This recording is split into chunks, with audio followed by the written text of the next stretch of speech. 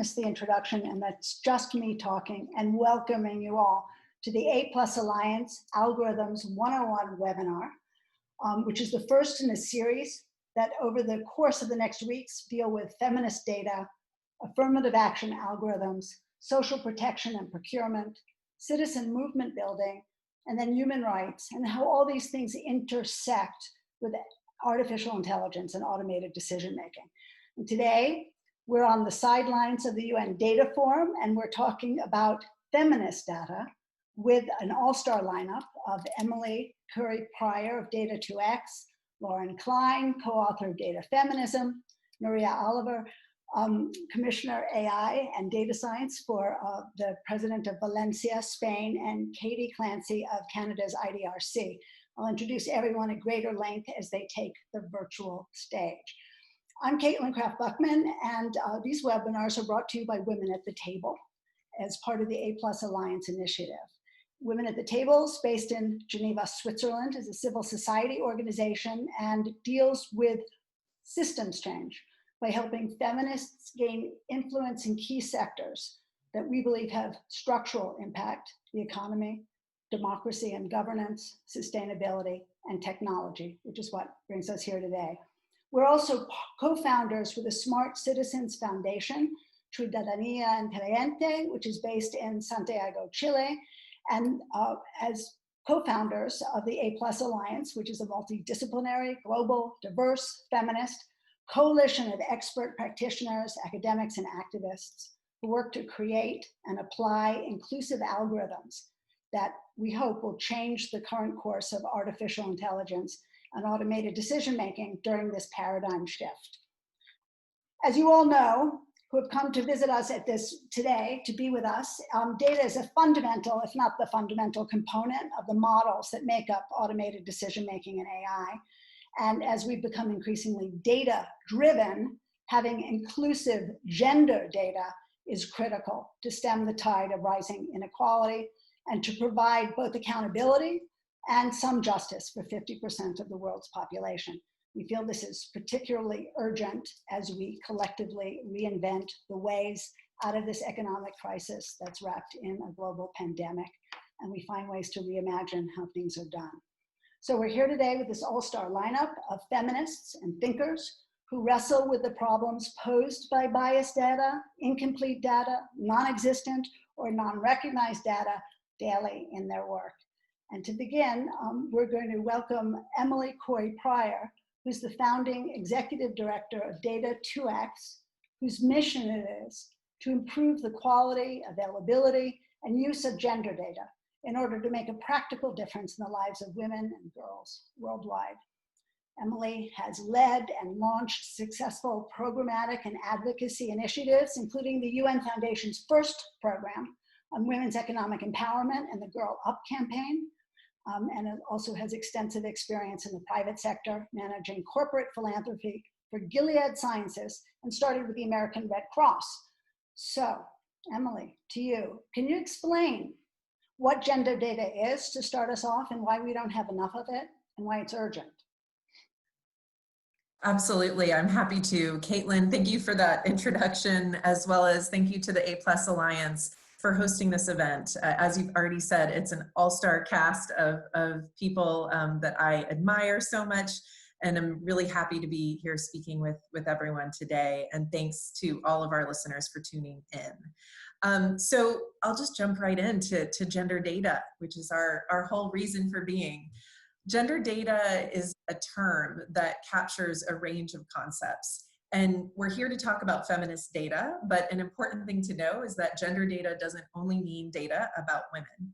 It does utilize sex as a primary classification, but it goes beyond just sex disaggregation. That's absolutely important that we do sex disaggregate data, but it's also about understanding the gender issues and the gender biases that are often baked into the data that we have. It's baked into the questions that are asked, into how they're asked, into who is asking the questions, and who is receiving the questions and answering the questions. So there are a lot of, there's a lot of understanding and a lot of concepts that actually underlie, a simple 2-word term. So it's about understanding that there are differences between different genders, making sure that we're accounting for those differences, and making sure that those differences are actually represented in a meaningful way in the data that is collected and is used for policymaking. Now, as Caitlin said, Data 2X, we focus our specific efforts on how gender data can be produced and used to improve policies for girls' and women's lives. But we also recognize the need for data systems to evolve and adequately represent individuals of all genders, including non-binary identities. We need, full stop, clear, unbiased data to design policies and monitor progress. And I think that this is such an essential, I don't know everybody who's in the audience right now. That's one of the sad parts about a virtual environment, is that on the one hand, it opens it up to so many more people, which I love. But on the other hand, it's hard to know who's in the audience. But just assuming that we have a collection of people who are committed to feminism or committed to gender equality, one of my big messages and something I think about a lot is that we cannot be satisfied with the idea that the feminist agenda and the gender equality agenda can be built on no information, right? There are certain things that we all kind of understand to be true and know to be true, but it's also true that data is often the underlying ingredients that go into a policymaking recipe. And we can't be satisfied with the current status, which is that a lot of that information, particularly information that represents the lives of women and girls, is just either missing altogether or it's biased in some way. And that's unacceptable, and it needs to change, and it can change. These gaps, these gender data gaps, exist for multiple reasons. So one of the first reasons is that sometimes the data is just not collected about aspects of women's lives, and there's also measurement biases in collection methods, which can lead to representation. Sometimes data is collected, but it's not actually sex disaggregated in the case of understanding differences between sexes. And that's something where, a good example is right now with COVID-19, maybe the data is actually sex disaggregated, but it's not being reported. So what can we do if we don't actually, maybe that information exists somewhere in a spreadsheet, but that information is not out there and being reported? Then how do policymakers craft wise responses to a challenge, and in this case, a global pandemic? A second issue with this is that gender data is not always prioritized by decision makers. So it just lacks political will behind it, or adequate financial resourcing, or both. And a lot of that is this whole idea of data is not neutral. Data is a product of the environment and the societies within which we live and work. And so sometimes maybe that's not an intentional deprioritization, but there needs to be an awakening and an understanding that, maybe the way that we have collected data on economies for the last 80 years isn't actually reflecting women's contributions to economies, and how do we change that? So it requires a lot of action and understanding. A third issue going on is simply that data producers around the world often lack capacity and resources to produce high quality gender data in the first place. This is particularly an issue in low income countries where gender data gaps tend to be the starkest. And I think that's a really important point, and that we'll come back to, I think, in the conversation, is that some of this is about us as a global community deciding to finance and resource data production and recognizing it as a really critical aspect to development progress.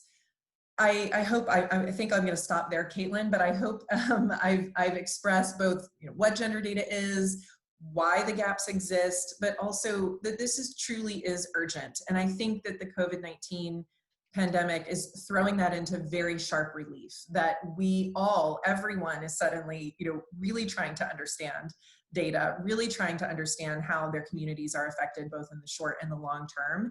And if we want to have a true understanding of that, and if we want to recover in a stronger fashion, then we're absolutely going to need gender data in order to do it. Okay, thank you very much. It's a fabulous landscape and a really great way for us to depart into the next part of the conversation. Although I really need to just share that feminism, of course, isn't about women. It's for us classical feminists, it's about including everybody, including women. So when we talk about feminism, we talk about a movement of vast inclusion and humanism. So do agree with your points, but just wanted to make that point that it's not only about women's data. Although I think at some point we would want to talk about gender disaggregated data and how that might change policymaking. So next we have, coming from this landscape, looking at Lauren Klein's work. She's the co-author with Catherine D'Ignazio of an astounding book that we all have fallen deeply in love with. It's a must-read called Data Feminism that was just published this year by MIT Press. Lauren is an associate professor in the departments of English and quantitative theory and methods at Emory University, where she also directs the Digital Humanities Lab, working at the intersection of data science, digital humanities, and early American literature with a research focus on issues of race and gender. She's designed platforms. I have to read this because it's just so fascinating. She's designed platforms for exploring the contents of historical newspapers, recreated forgotten visualization schemes with fabric and addressable LEDs, and with her students cooked meals from early American recipes and then visualized the results. But we have probably not such as fun a question as visualizing the results and cooking early American meals. Is we really want to know from you is, where do you think traditional data collection goes wrong? And from a feminist point of view, what would inclusive data collection look like before, during, and after the data is collected? Thanks so much for that question. And also thank you so much for including me. I'd just say by way of introduction, you know, Catherine D'Ignazio and I, she couldn't be here today, but we wrote this book because we really wanted to have impact in the world. And it just means a lot to us to be brought into this conversation. In terms of, you know, where data collection goes wrong, you know, I'll say this as someone who does a lot of data collection, who does very technical work, but my answer to this is not a technical answer. Where data collection goes wrong is just not by not talking to people on the ground and asking them, you know, is this the right data to be collected? Is this the right question to be asking? Are there potential harms that we haven't anticipated by pursuing this particular path of inquiry? And, you know, again, this is a more conceptual kind of thinking than some of the more technical and practical solutions that I think we and I will probably offer later in this webinar. But it is just so important to stop before you sort of begin this data-driven inquiry to say, you know, who am I trying to help with this data? You know, who is going to be impacted by this? And are these people involved in the project that I'm working on? And I think that just leads to so much greater benefit in the long term, taking time to build relationships first before beginning these larger projects. And I'll say, you know, just to connect this to feminism, you know, this is what this broader mindset of feminist thinking directs us to, you know, this idea that, you know, feminism is a way of addressing how power is distributed in the world. And we can think of this in terms of gender very easily, right? You know, feminism is a way of describing how power shapes the access to opportunities that we have and that others do not have, the way certain groups experience privilege and other groups do not, the way certain groups experience oppression and other groups do not. But this extends to us thinking about all of these different relationships in the world, which include the researchers and policymakers on the one hand and the impacted communities on the other. And so taking this feminist approach and saying, there's not a hierarchy here, right? You know, we do not have all the answers, even though, you know, I exist in the world of academia and my job is to do research. What I really need to do is think about relationships on the level, right? And ask, why is it that I may not have valued the experience or the knowledge that comes from sort of living life in the world and brought that into my research beforehand? What can I do to make sure that I really do, we do, value this lived experience as knowledge, right? With this goal ultimately of bringing together the many and the varied and the multiple forms of experience that we have access to in the world, with the goal of producing sort of a more complete understanding of any particular picture of a situation in the world. So maybe I'll just stop there for now, except to say I'm so excited to be here, and I can't wait to hear what everyone else has to say. All right, and I have a set of questions already teed up from what you just said, but let us introduce, and thank you. Let us introduce now Nuria Oliver, who is, I think, just said, are you in a Who's in a car? Is that Nuria? No, you're there. There. I'm not in a car. No, no, Yeah. no. I'm here. Let me introduce you though, because you are the legendary Nuria Oliver, computer scientist, with over 25 years, unbelievably, of research experience in artificial intelligence, human-computer interaction, mobile computing at MIT, Microsoft Research, the first female scientific director at Telefonica R&D, first chief data scientist at Data Pop Alliance, and the first director of research in data science at Vodafone. You're also the co-founder of ELLIS, which is devoted to research on humanity-centric artificial intelligence, and an indispensable member of the A+ Alliance and a really valued advisor to us.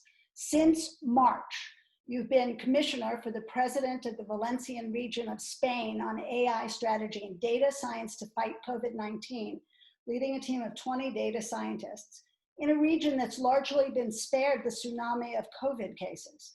So we'd love to know what some of the approaches that you've taken in your work as AI commissioner during this first wave of the COVID pandemic in Spain, and how you see that work leading to innovations in data collection going forward.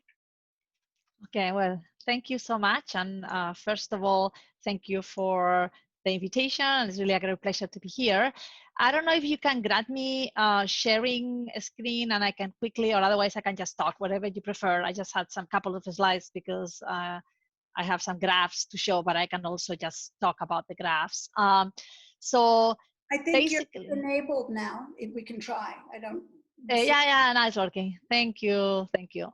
Yeah, so basically, as you said, since 2009, approximately, I have been working in one of the areas that I've been working on is the use of data science. So big data analyzed with sort of like machine learning techniques for social good. And one of the use cases was public health. You know, the H1N1 flu outbreak in Mexico, or the latest Ebola outbreak, or malaria. So when the COVID-19 pandemic started, and Spain was one of the most affected countries in the first wave, I reached out to both the central government and the Valencian government with an idea, which was the idea of sort of like tapping into all the expert knowledge that there is in the civil society and creating an expert group working closely with the decision makers in precisely trying to fill this gap, the gap between where the data is, understanding that it can be a reflection of reality, and where the decision and the policy makers are, and seeing how we could help, you know, close the gap and help them, you know, maybe inform decisions or measure how effective or not their public decisions were through the analysis of the data.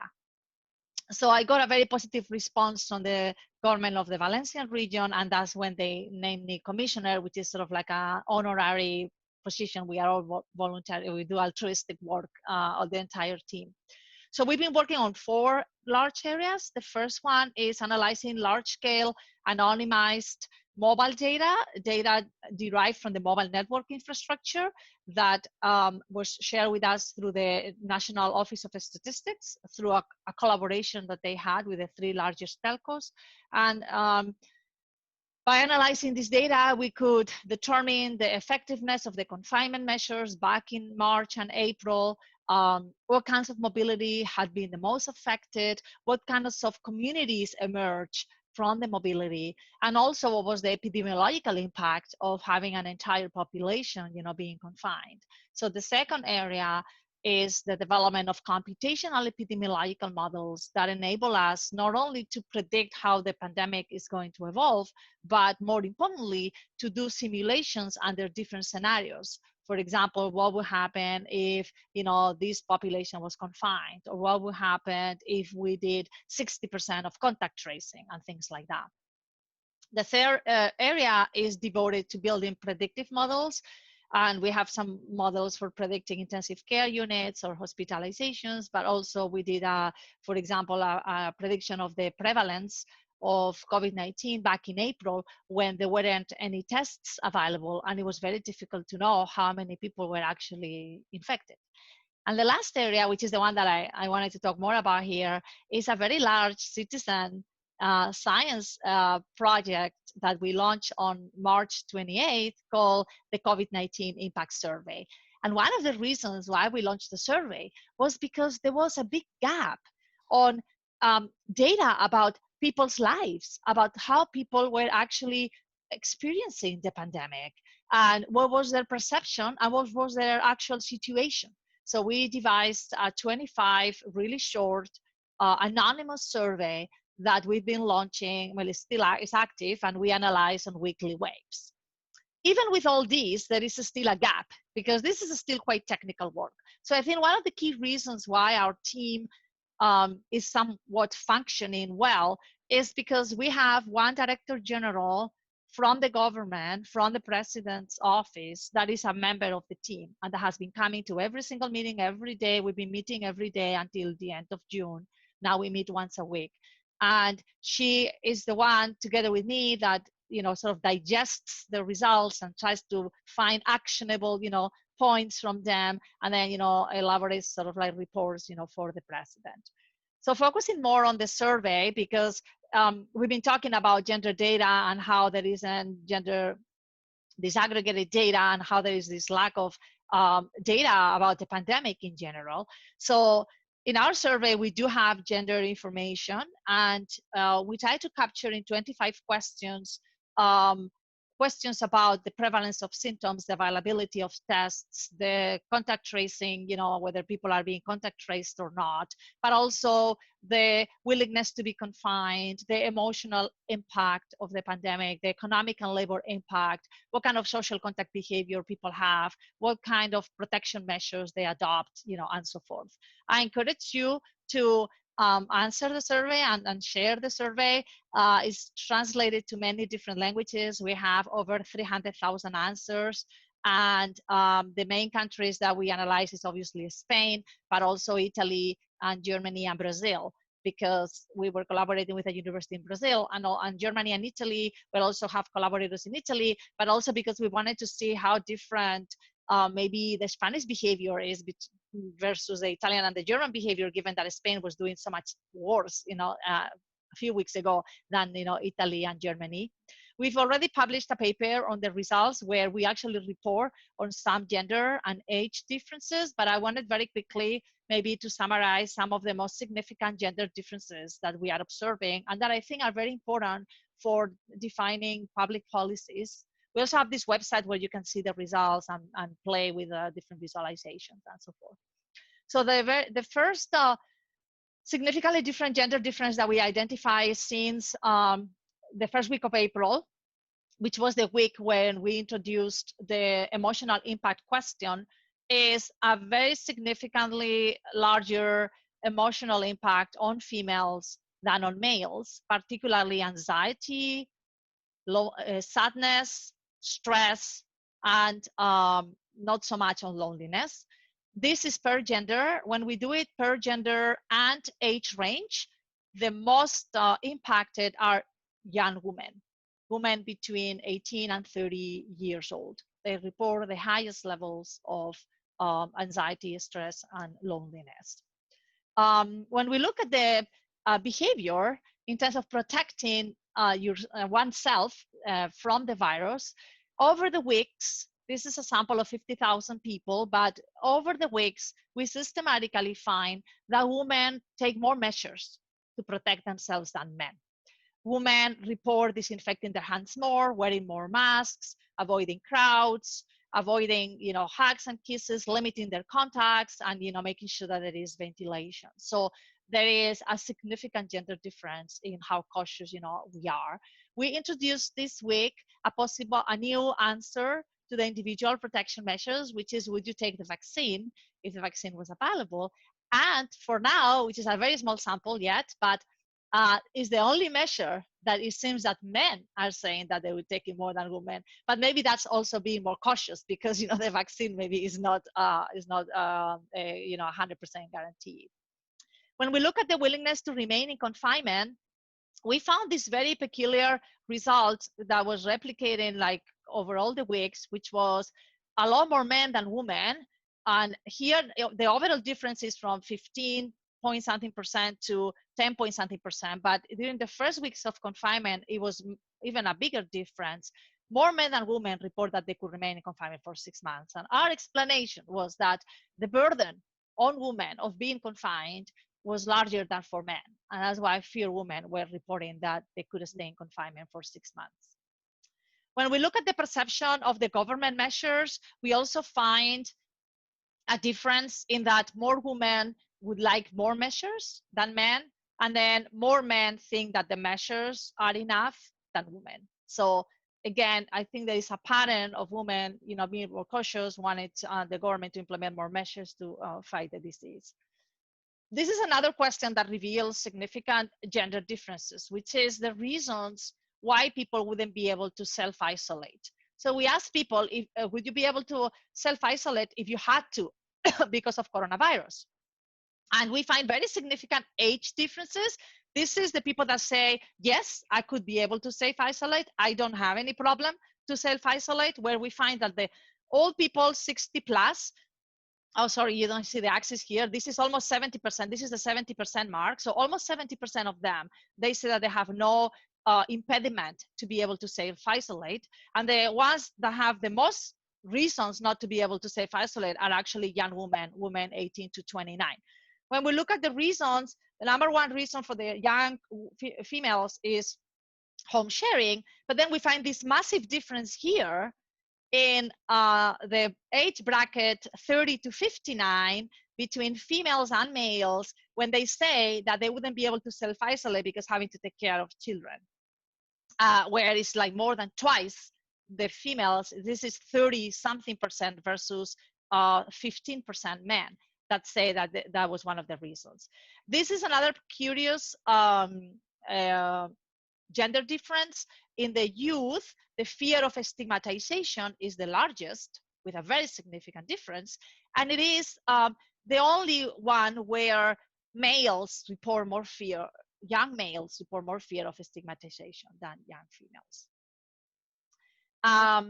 And then finally, well, and I think this is, I'll stop here because otherwise I'll have a we can talk more later about this. But this is just a little bit of a very quick sort of like results that shows significant gender differences in the impact of the pandemic and the behavior between males and females. Incredibly fascinating stuff. And in the follow-up, anything that you've left off that you think that we should look at again, we'll have a time to sort of go in the next round for sure. And it is an incredible, just living proof of when thoughtful data that incorporates gender, age, many other intersectional points, which you have on your survey, having taken it. And we have put it in the link. So we encourage everybody to take it and then you get a follow-up. You can do it every Friday. We want to see how you're doing. And whether you've gotten COVID yet or whether you're out of the woods. So so I thank you. So that's living data in the midst of us. And it's a perfect segue to go into our colleague, Katie Clancy here, who's program officer at Canada's International Development Research Centre, also known as IDRC, which invests in knowledge, innovation, and solutions to improve the lives of people in the developing world. And as part of the IDRC networked economies team, Katie focuses on a portfolio focused on digital development, particularly open and big data, feminist open government, and AI for development. She's collaborated with governments and academics from around the world and helped to support a massive effort to invest in new research to support AI and data systems for COVID and future pandemic response supported by SIDA and who are the Swedish government and IDRC. She's also had fun, says she, with the A+ Alliance in convening the beginnings of a feminist AI research network. And so we're coming to you now for a government perspective about how can governments and other actors facilitate more inclusive and therefore more effective gender data collection. Katie. Thanks so much, Caitlin, and thanks everybody. It's great to be on such a illustrious panel of speakers, and I really enjoyed listening so far. So first, let me say that typical disclaimer, I'm speaking on behalf of my experiences, not of the government, but we've done a lot of work on gender data in the past. So let me get to this idea of gender data. And the gender data gap is massive. I think, you know, everybody's made that clear. And the more, and Nuria's example sort of perfectly illustrates that the massive amount of data we need to fully understand the differences of how people are living their lives, you know, whether it's via gender, whether it's ethnicity and race, how disabilities intersect with those aspects, and really, you know, the nuances of people's lived realities based on poverty and levels of access. So just to sort of emphasize Lauren's point around, you know, the power dynamics are so essential. And so I just want to say that no one actor can solve the gender data gap that exists, but I'll focus a bit on governments and the really important role that I think that they play in what is essentially a team sport in trying to redress this gap. And so I'll talk about governments in sort of two ways. So one is the role of governments as data producers and collectors, and then also the role of governments as legislators and regulators, and the important roles that both of those aspects will have, I think, on redressing the data gap. And so as collectors and producers, and Emily and Lauren have already touched on this, I think, you know, one of the biggest challenges is there's just massive capacity gaps. You know, the social and cultural dynamics that limit gender data collection are sometimes just sort of, they're so much part of our social and cultural background, we're not even necessarily asking the questions we need to ask of the data that we're collecting. And I think that there's a lot of new initiatives with statistical agencies in terms of some of the work we're supporting with civil registration and vital statistics that are starting to get at some of these really critical dynamics in terms of disaggregated data. But there's a lot more opportunity as well in other government data sets. There's a lot of administrative data that governments produce that have a lot of relevance for better understanding gender data. And Nuria sort of highlighted, I think, some of the really interesting areas where you can get intersections from health research networks. But then we're also seeing, especially in COVID, I think that the importance of new forms of collaboration in addressing, in addressing any sort of pandemic or research and some of the contexts. So I think governments have a really strong, they need to start addressing some of their capacity gaps and challenges. They also need to focus on better mandates for collecting data. They need to focus more on co-creation and trust, so working with the communities that are affected and really ensuring that they're being built into the administrative and statistical data mandates, that there is active engagement. And then also focusing, of course, on money and where the money goes. So in terms of procurement, there's a lot of space to focus on how we can really focus on gender data as a valuable asset. And then on the sort of, that leads me quickly, because I don't want to take up too much time, into the sort of second phase of where can governments also make a difference as sort of this team sport. And I think governments play a really strong role as standard setters in terms of international fora. The trade of data is also really essential. And so governments have a really strong role to play as regulators and legislators in setting standards with other key actors like companies and digital and big data, on setting standards in terms of sharing their data openly. And Emily had touched on the lack of availability. Data shouldn't be just sitting in a spreadsheet somewhere. It should be made openly available, but that also means addressing privacy and digital rights and the gender dynamics of that to ensure that we're building trust and maintaining trust with the communities we're working with. So I'll stop there. There's a lot more that we could delve into, but I think that's some of the entry points for governments in terms of moving forward. Okay, fabulous. There's just like so much to unpack with all you guys. But it's a great, you really teed it up, I think, very well for Emily to talk about advocates and how we can strengthen this pipeline from this gender data collection to data use by policymakers, many of whom are actually in the audience and waiting to hear recommendations. Great. Well, I will try to give great recommendations then. First of all, I feel like one of the biggest messages I have on this, just based on, you know, working with Data2X and growing it over the years, is that I think that when we talk about advocacy, there are many people who think about it in a very specific way, right? That it's a certain group of people who are, advocates and communicators, and that's their job, and it fits in this certain box. And if you're a technical person, if you're a statistician, or you're a data scientist, you don't necessarily fit into that advocacy box. And I hear this a lot from statisticians that I work with from countries around the world. And I think one of the things to keep in mind, especially when we're talking about gender data, and all three of the speakers have covered this and these massive, gaps that exist. Katie, I love the way that you just put it, that it's a team sport. And it is a team sport. And I think one of the things I think about the most, and one of my big messages, is that we're all advocates. Whether you're coming at it from a technical standpoint, a policy standpoint, an activist standpoint, we all actually play different roles in terms of advocacy for this.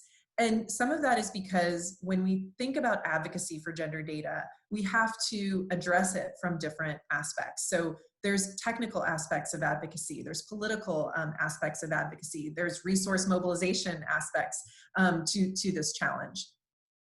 I also think one of the things in terms of getting into recommendations here, I think that traditional perspectives tend to think of, you asked a question about pipelines, Caitlin, from collection to use.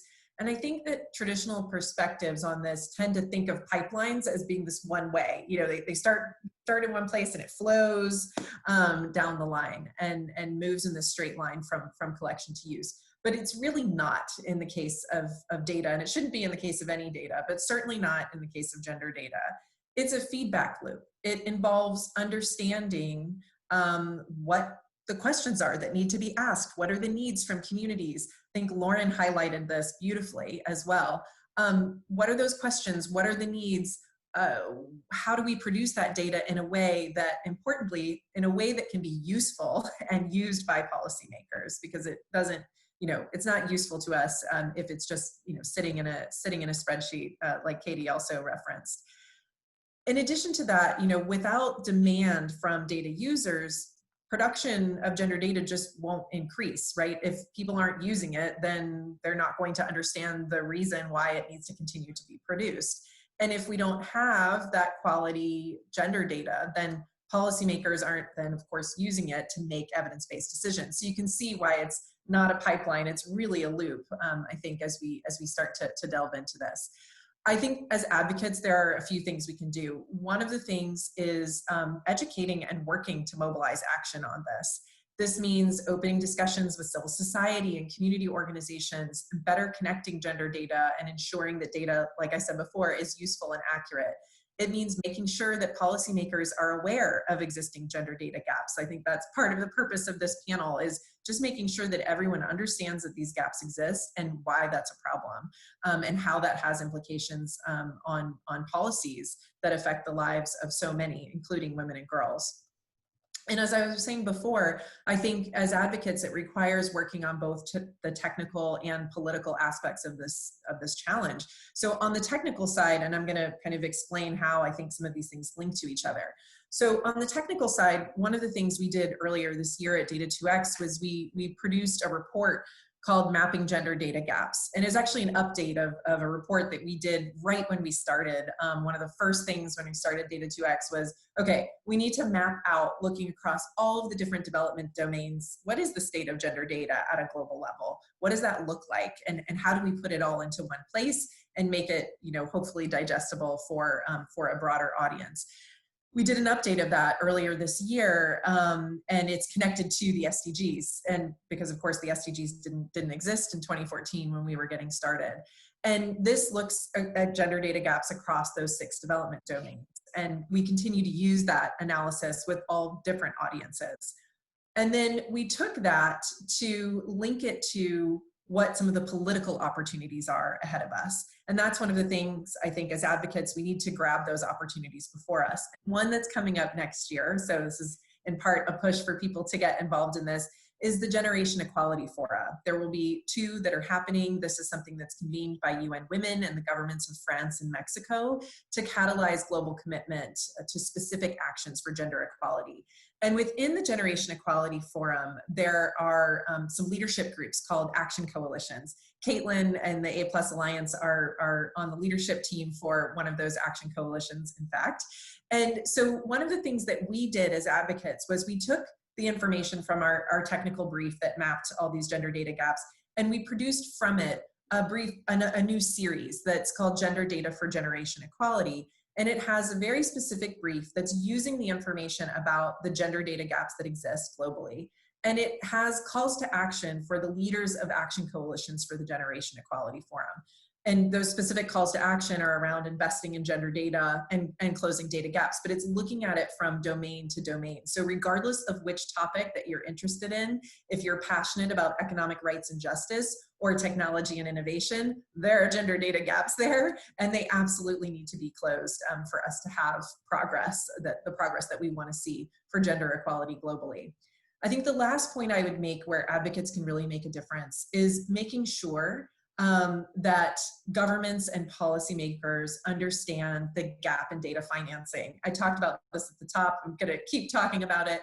You know, governments have to be poised to devote financial resources to gender data collection. It has to be intentional. We've all seen, I mean, Nuria, your research is so fascinating. I can't wait to look through all the charts and graphs. But it shows, I think that example showed very clearly why having gender data is really helpful to understanding this, and we cannot take it for granted that that data is just going to exist. It's simply, we already know that it doesn't exist, and so we have to be willing to devote financial resources in order for that to happen. And I think that that's a last area, and I'll close there, of where I think advocates really play a role, advocates as resource mobilizers, of saying, you know, both to their own communities as well as their governments, this is important. Everyone needs to be seen. If we're going to have governments and policies that work for our communities, we have to actually be able to see the people who live in these communities, not in an individual way. I absolutely agree, of course, with the privacy concerns that are in play. But if we do not have information about these communities, if we do not invest in having the information about our communities, then we're not really going to be able to see the change that we need to see. I'll stop. Thank you so much. And those one sheets are really fabulous, totally fabulous. So everybody should take them. You have the link there to download. So those are, you know, we're looking towards ways to open the loop, make the loop connect. And now look to Lauren, what are some alternative ways? Because they're very traditional ways. There's statistical offices have ways of sort of doing things. What are some other ways that might open up this, even for very traditional data collectors, and help us sort of look at what's necessary, what's valuable? Thanks so much for this question. I mean, I'll just begin by saying that I absolutely agree with everything that's been said so far. And the idea that there are these gender data gaps and these missing data sets, this is just such an important issue to be focused on constantly. I think to this issue, I would also add that we get a different kind of gap when we limit ourselves in terms of what we think data can be, right? It's easy to just sort of fall into the pattern of assuming that data has to be numbers or has to be the responses to a survey in sort of yes or no or binary format. But data can really be anything that is systematically collected. And especially when thinking of gendered experiences in the world, there are experiences that are a little bit trickier to quantify or to convert into data. And so we really need to think creatively, and again, to use a word that Emily used, intentionally, about what is captured by the data and what issues that we're interested in that we might need to work a little bit harder in order to design some sort of data collection mechanism in order to incorporate those into our study. I think the example actually, and this is something that Nuria brought up too, the example of caregiving, this is one of these classic examples that it's, you know, how do you quantify emotional labor, sort of the emotional outlay of being at home and being the one who is interrupted, or the one in the primary caregiving role. You know, how do you quantify the logistics that take place in your mind when you're keeping the internal register of someone else's medication or doctor's appointments or things like this? You know, these are all real issues that connect to issues of gender and equity, especially in sort of this COVID world, and yet they're often overlooked because they're difficult to quantify. And so just sort of some examples of people who I think are trying to do this type of work. Touche, I have my child coming in right at this minute, talking about talking about these issues, there's a project, it's actually a multi-institutional collaboration called the Atlas of, I'm talking on, talking on a panel right now.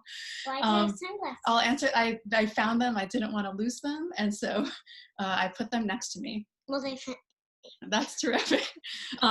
There's a multi-institutional project called the Atlas of Caregiving.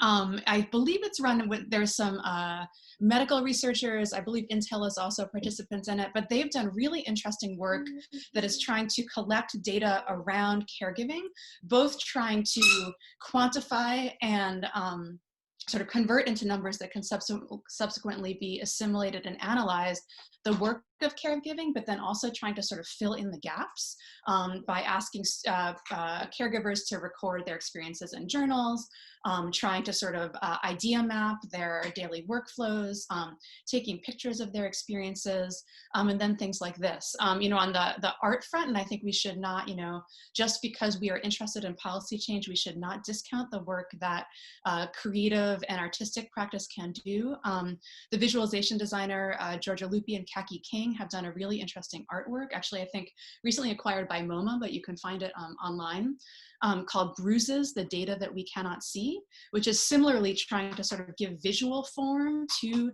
these types of experiences which impact people's lives, impact women and non-binary people's lives, but aren't always captured. When you're just looking at, you know, how much money do you make? Did you lose your job? Did you quit your job? These kinds of questions. And just on the visualization front, I think I should also talk a little bit about communication, right? Also thinking about how, you know, how we can present these data in ways that make them meaningful to a wide range of communities. You know, we tend to think, again, that data should be presented in standard formats and, you know, bar charts and pie charts and line graphs and things like this. But there is no reason why, for instance, emotion should be banished from data that connects back to people's lived experiences and the sort of the richness of that. And you can think of this, I think it's easier and sort of often less contested in the art world and in creative practice and even in academic research. But there are really powerful ways in which data can be presented that conveys the contents and the context behind the data, that is a little bit more creative, that leverages emotion in a way that sort of makes a more forceful point. And here I'm thinking this actually does not have to do as much with gender, but the Design from Periscopic does really powerful visualizations of the gun violence epidemic in the United States. They've just updated this project for 2018. And what they are doing is they're sort of thinking outside of the standard data communication toolbox and trying to leverage all of the different ways that we know in order to communicate a point, in order to align that with the significance of the data and the impact that they're hoping to make. Okay, that's wonderful. I'm used to you're having all these really wonderful slides, and that's an amazing. Maybe we can put that in the chat box too if somebody's got Yeah, it. I'll post them in the chat as the next person. That's an amazing example and a powerful example too. Going back to powerful examples, Nuria, let's go back to this, your largest online citizen survey with your 320,000 answers worldwide. And just what else should we know? What other kinds of insights would you like to share, given what everybody else has just said? Yeah, so I mean, we also there are areas where we don't find for Spain significant differences. So I showed the ones with the biggest differences. But for example, when we look at the data and we ask how many people reported teleworking, we get similar percentages between men and women. Where we do find a difference is from the people that report having been worked in the previous month, but then reporting that they are not working right now, where there is a significant difference where more women say that they don't. But we don't find a clear evidence on like maybe women teleworking less, you know, than men or things like that. In terms of the economic impact, the economic impact is very significant by sector, so by type of job. more than by gender. But it is true that certain sectors have a majority of men or a majority of females, right? So it's through the sector that there is a differentiated impact on women versus men. For example, the sectors that we find that are the most impacted in Spain are hospitality, domestic care, retail, entertainment, and some of these sectors have a lot more women, for example, domestic care and care. So, and there we find that it has been one of the most affected sectors. So there is an indirect, impact on women. In terms of what other questions do we have? I have a question for you. Yeah. For a country, a government that doesn't have as sophisticated data resources as having you as one of its citizens, would they be able to implement this, take the survey, or is it, where's the kind of the magic? Is it in the analysis of the data, or is it in the model? Is it in, what are the take homes for other people sort of following in your footsteps for this kind of large scale survey? Well, I mean, the survey itself, I think we didn't imagine that it was going to become so big, and we didn't think that it was going to last this long. So when we launched it, we genuinely launched it. So since March, I don't know if you remember, but in the first wave, Spain, together with Italy, was one of the most affected countries, not only in Europe, but in the world. So there was a huge amount of stress. There was a huge amount of concern. And when I started getting involved in trying to help with this data science group, my first realization, like reality shock really, was the lack of digitization and the lack of a data mindset in the public administration. So we are called the Data Science Against COVID-19 team, and you cannot do data science if you don't have any data. Period, right? So I would ask, for the data, to be able to do something with it, and they would send me a PDF with a table. And I will be like, this is not data, this is a PDF with a table. And they'll be like, no, the data is there, there's numbers there. I'll be like, no, what I need is like, who generated this table, and whatever, the numbers in the table were, there must be some database, right? There must be some place where you're getting them from.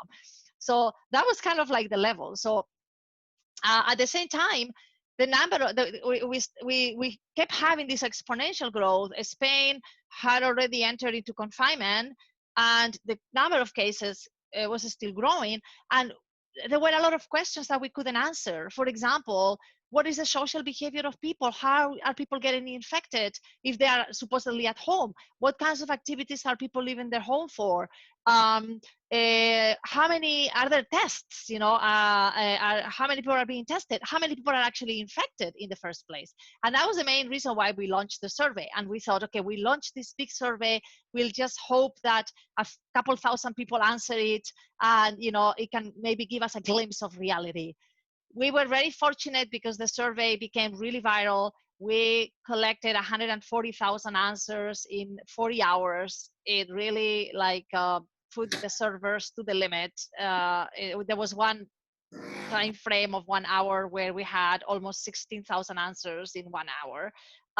So it was an incredible, for me, inspirational example of participation of citizens, and people really wanted to share because there was this sense that there wasn't any data, that we were blind, that we didn't know, how to make decisions, how to operate. So that's sort of like how it started. And then because we saw the value, we continued doing it. Could a government or I don't know, a town hall or some other institution do surveys like that? I'm pretty sure they could if they wanted to. I have to say, citizen surveys are somewhat controversial. We have a scientific publication where we explain the methodology in JMIR, and we really defend the value that a large-scale online population survey can have in situations of stress, emergencies, where you have to make decisions, really fast and you don't have any data. Having said this, they are very unorthodox. It's a non-probabilistic sampling method. You rely on, people answering it. You have to make a lot of provisions to reweight the data because the data will be unbalanced, and so forth. But there are methods to be able to do this and be able to have a good confidence in that the survey is representative of an underlying reality, right? But per se, they are a somewhat not conventional method. I like it because it really involves people, and I don't know in other countries, I don't know how it's been, but in Spain, I have really missed a much more prominent involvement of civil society. Broadly speaking, civil society, and specifically speaking, women. There's been a lot of, wise men advising for COVID-19, or pictures of these are the most experts in COVID-19, and it's all white men, middle-aged white men, right? Or so there's been a lack of diversity in the voices of the experts, but more broadly speaking, there's been a lack of civil society really taking initiatives and contributing, to helping, even though if there is a pandemic, it's because each of us, with our individual behaviors, contribute or not to the spreading of the virus, right? So the civil participation is absolutely key for a pandemic to become a pandemic. So that's why I like the initiative of the survey. And that's just as a closing point, I have to say, and this hasn't been mentioned at all, and is I think is an important point, the overwhelming response by women to the survey is incredible. Week after week after week, we have a majority of women versus men answering the survey. There hasn't been a single week, except for 1 week, where we didn't have more women than men answering the survey. Women have demonstrated to be much more willing to help, to provide their input, to provide their feedback, and I think this is something that needs to be known and needs to be mentioned. I didn't imagine this. I didn't think about this. I thought, okay, if it is a population survey and there is 50-50 in the population, we'll get 50-50, in the answers. And it is not the case at all. I think the average, is 60% female answers, 40% male answers. Wow. So that's something that we really need to make visible, that women are more willing to help, and women are more loyal also to the survey, more loyal than men, because they answer every week. At least from what they say on Twitter. It's anonymous, I have no idea, but. No, I can imagine. Oh, that's fabulous. Well, going from there, from this, the way that the government deployed your suggestion and opened up very intelligently, open up their arms to your ideas. How can governments, Katie, and multilaterals sort of engage on this kind of level? Yeah, I think that's an interesting and maybe loaded question that I've been reflecting on, because I think there are a lot of new collaborations emerging, both big and small. Emily talked already about generation equality, which I think is a big one. But before I get into what's coming up, because I think that there's a few sort of different opportunities, and I couldn't possibly name them all in the time that I have, and I'll definitely miss them. At the same time, I think we have to think about the scale of time that we're working on. And so we're seeing both short-term collaborations and longer-term ones as well. And so as we see more emphasis on some of these issues, I think, one thing that's really important to emphasize is, again, coming back to this idea that it's a team sport, and then also looking at the emergence of traditional and non-traditional data sources and how they're being blended, and how how comfortable policymakers, governments, and multilaterals are in dealing with citizen-generated data, and in dealing with big data that's maybe coming from private sector sources, and how those kinds of data are being mobilized in their own decision making, and what that means for their own capacity and leadership. And I think, coming back to that other point, that maybe I could have talked about a little bit more last time, in terms of leadership and political will, I think our other big challenge as a feminist, something I feel really that is really valuable in Canada, in my country, and that gave a lot of legitimacy, I think, to a lot of groups that were advocating, both inside and outside of government for more gender data, was that the government finally adopted GBA+ across all of our policies. And Gender-Based Analysis Plus is a tool that the Government of Canada deploys. It's actually available for anyone who wants to look at it online. It's a methodology essentially for examining policies and data from an intersectional perspective that considers not only gender, but a variety of other sort of identities and factors as well. And so having that be mobilized has been really important and valuable in sort of adding legitimacy in ensuring that our budgets, include financing. Now all of the budget has to go through a GBA plus analysis as well. So in trying to ensure that we're not just prioritizing it politically, but we're financing it effectively. And so Canada's still exploring, what that looks like in practice, since this is a fairly new thing, but I think it's so important.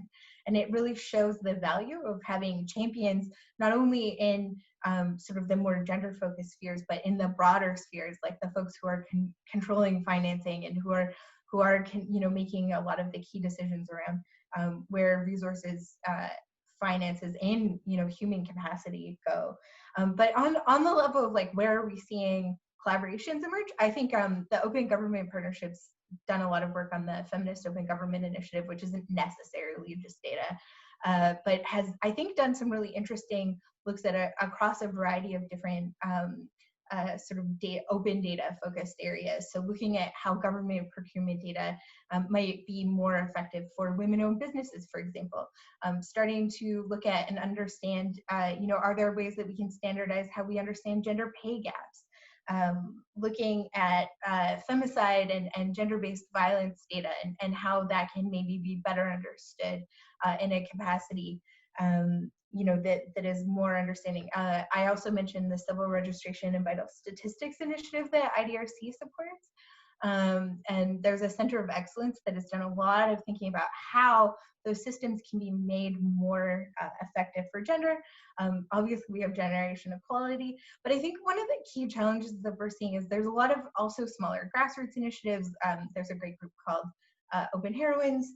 The Lacuna Fund is supporting AI, a more equitable AI and machine learning data. So there's lots going on, but it's how do we connect this together, and how do we connect these learnings together so these things aren't just happening in not in deliberate silos.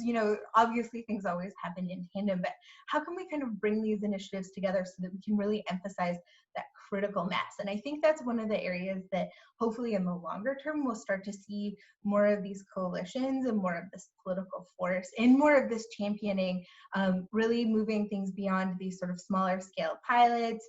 There's lots of academics doing fantastic work at the population and country level in terms of some of their survey work, as well as governments. But it's like, how can we bring this all together in such a way that we're really mobilizing and understanding this? And I think that's where there's still room to maneuver and maybe room for more. How can we bring this together so that it's really powerful? And so the UN high-level panel has convened a sort of focus on digital government, and they're looking at things too. So we'll see. I mean, I think there's a lot of hope for the future, and my hope is that COVID doesn't detract, but actually emphasizes, some of the gaps and some of the challenges in such a way that as we move towards more recovery efforts, so we're supporting a massive COVID investment, that we're really emphasizing in all of those recovery efforts the importance of collecting gender data, of working with communities, of building trust with them, so that it's governments, academics, the private sector coming together in these collaborative initiatives that really make sure that we're not only collecting, sharing, and ensuring the ownership of that data, mutual ownership, I should say, and use to move forward. Fabulous. So what I'm going to do, panelists, if you don't mind, is I'm going to jump to a question that is very pressing to our audience to discuss, and then after we discuss the questions from the audience, then we'll have our last round of what you think the most impactful thing might be.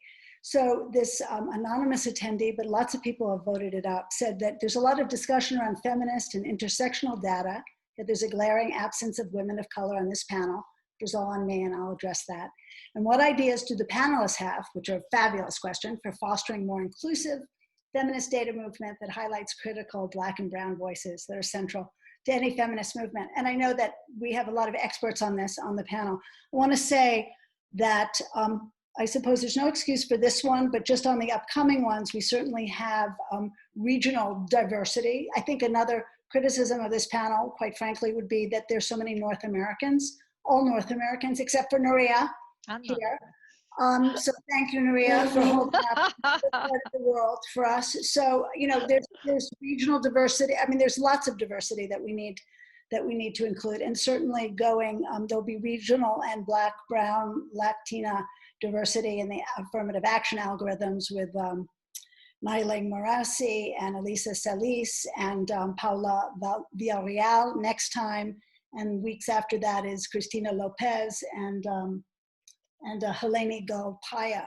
So we have a very diverse group of people coming up, but there's no excuse for this panel, but really good question about how we're opening this up to make sure that all voices are being heard. So I'd like to, I don't know whether Katie first or Lauren first, because I want you to answer that. And then we're gonna go look to the case study that Liesl Gehrenholtz has asked about. Katie, Lauren, you unmuted first, go.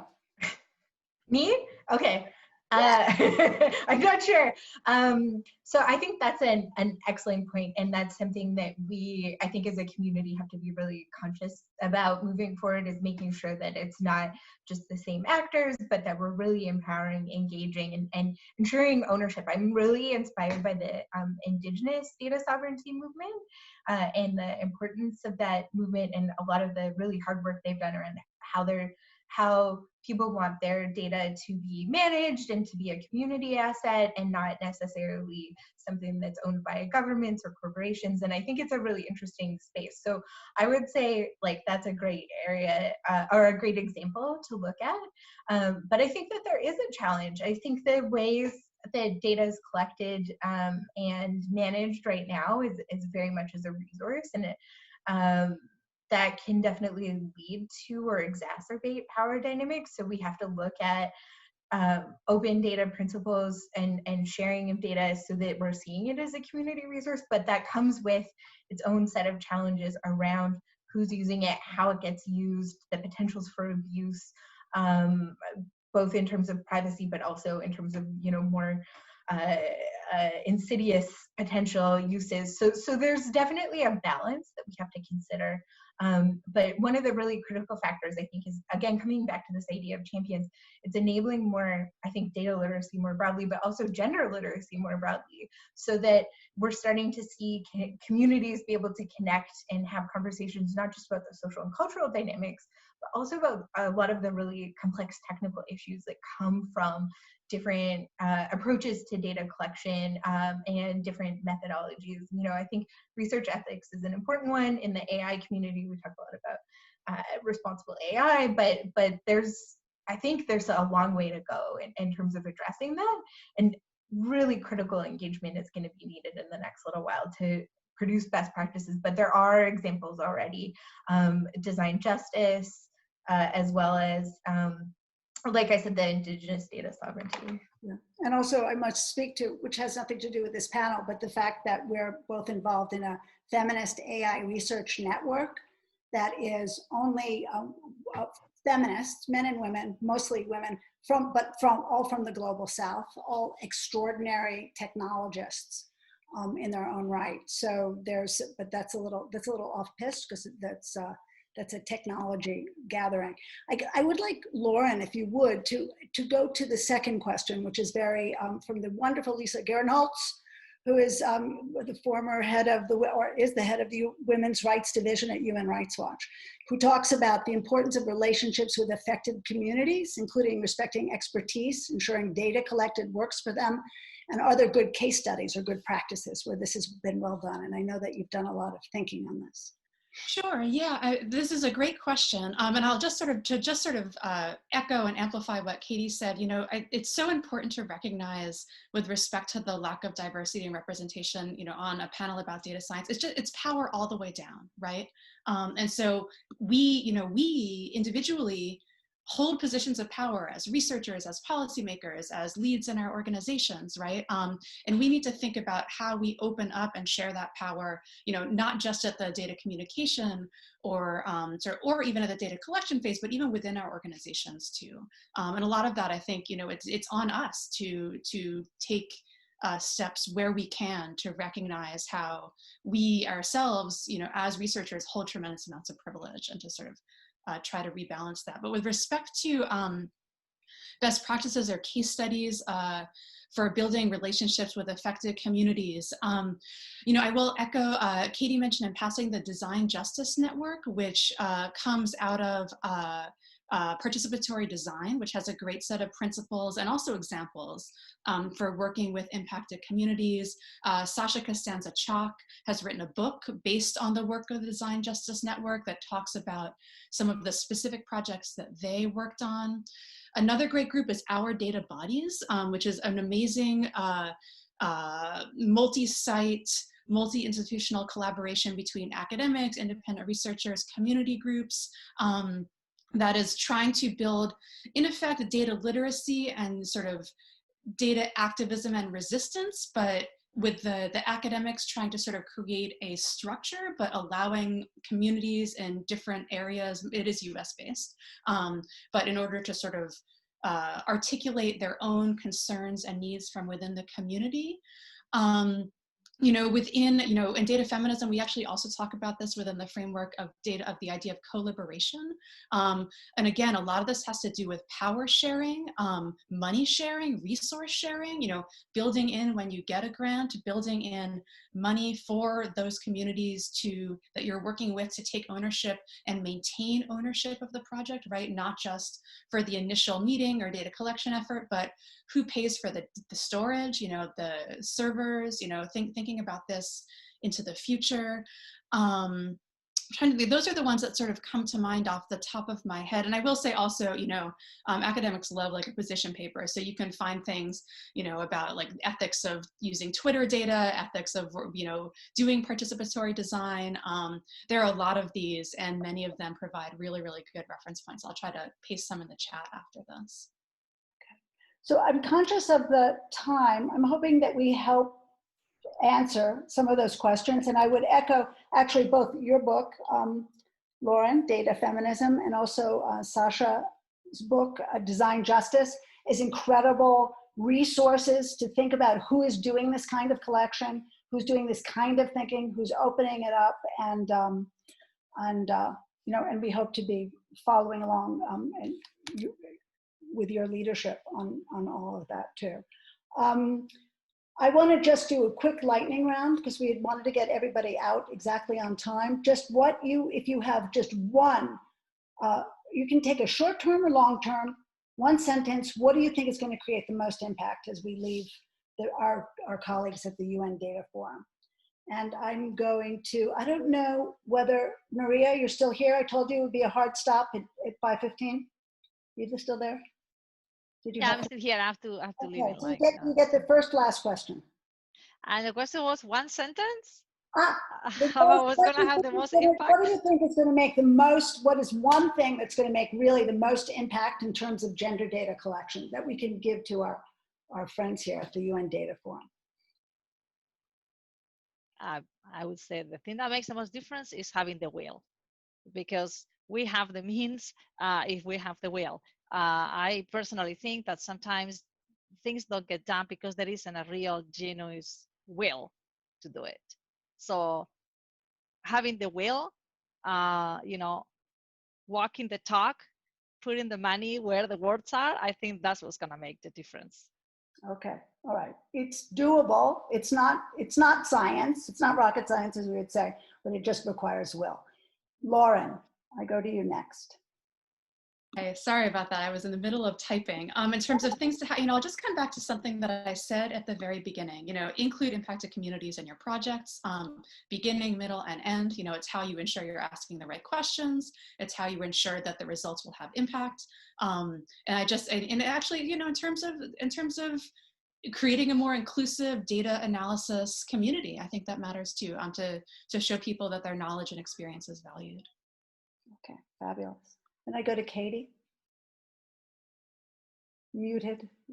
Yes, okay, I'm unmuted. I mean, I think there's a lot of cool opportunities. I think the predictive power of AI is going to see skyrocketing uses of data, but how it gets used and what kind of biases get embedded are very important to consider. But on the flip side, I think it might be an interesting tool for addressing some of the inefficiencies we're seeing. Somebody was mentioning in low resource context, how do you replicate stats? I mean, I think there's no easy fix, but I think that people are experimenting with novel methodologies that allow for new kinds of efficiencies in data collection.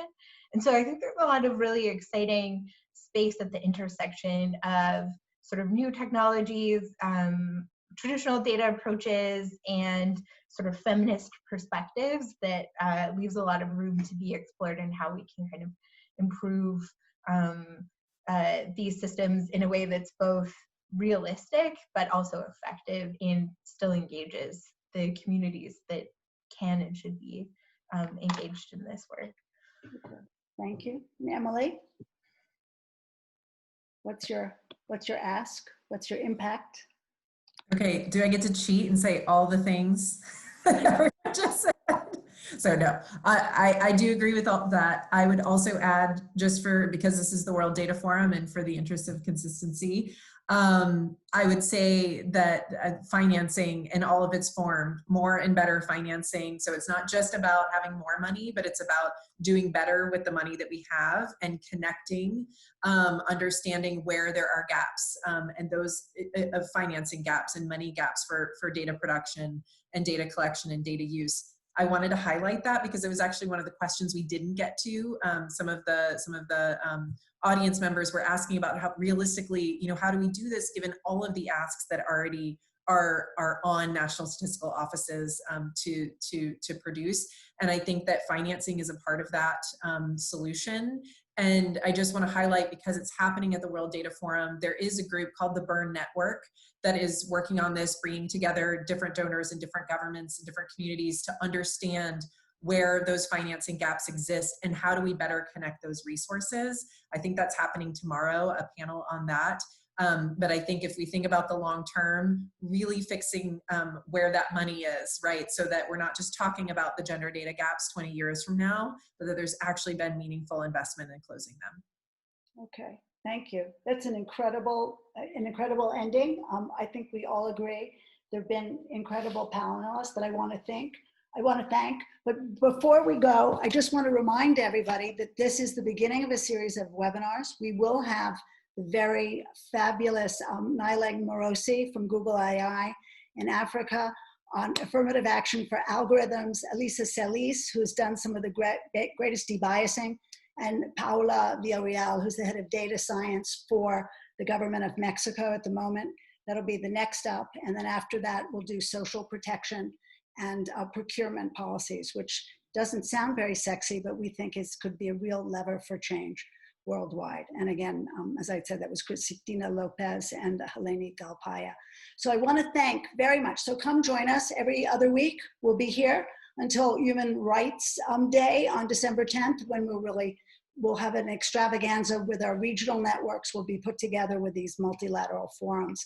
So I want to thank everybody. I've sort of virtual applause, but amazing. I know that if there was an ability for us to just go, to say very much, I say again, I thank Lauren Klein, I thank Emily Courey-Pryor, I thank Nuria Oliver, I thank Katie Clancy. Thank you for being here, and really look forward to continuing to work with you all of you who have been also on this webinar, and to make this happen, because it really is a question of will.